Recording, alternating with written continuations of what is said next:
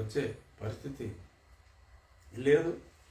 పాపం దీని పరిస్థితి ఎలా ఉంటే మా మిత్రులు రామ్ గోపాల్ వర్మ గారి సినిమా నిన్న ఫైనల్గా సెన్సార్ క్లియర్ అయింది. మరి ఆ సినిమా వచ్చేటప్పటికి ఈ సినిమా ఎలాగ వెళ్ళిపోద్ది, యాత్ర టు పరలోక యాత్ర. సో నెక్స్ట్ వ్యూహం సినిమా రిలీజ్ కాబోతుంది. బాగోవచ్చు ఆ సినిమా. నేను ఇంత ముందు కూడా చెప్పా, వ్యూహం రామ్ గోపాల్ వర్మ గారు మంచి దర్శకుడు, అద్భుతమైన సినిమాలు ఎన్నో తీశారు. ఒక శివే కాదు, ఒక రంగీలా కాదు, ఒక క్షణక్షణం, అలా ఎన్నో, ఒక సర్కార్. సో ఈ మేడ్ సెవరల్ వండర్ఫుల్ మూవీస్. కానీ మరి ఇక్కడ ఎంచుకున్న క్యారెక్టర్ రాంగ్ క్యారెక్టర్ కాబట్టి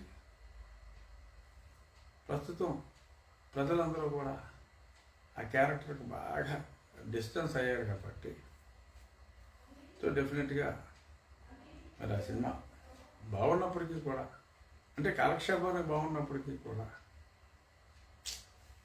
ఐ డోంట్ థింక్ యాత్ర 2కి 2 లాగానే మరి బహుశా అఫ్కోర్స్ డైరెక్టర్ గారు నాకు మిత్రుడు. సో కాబట్టి సినిమా బాగుంటుందని, కానీ చూడటానికి ప్రజలు సిద్ధంగా లేరని, అలా సిద్ధమా అని భయపెట్టేస్తే ఎవడు వస్తాడే బాబు. వాళ్ళు భయపెట్టేసి సిద్ధమా, నా సినిమా చూడటానికి సిద్ధమా అన్నట్టుగా ఉంది ఈ కామెడీ. చూద్దాం.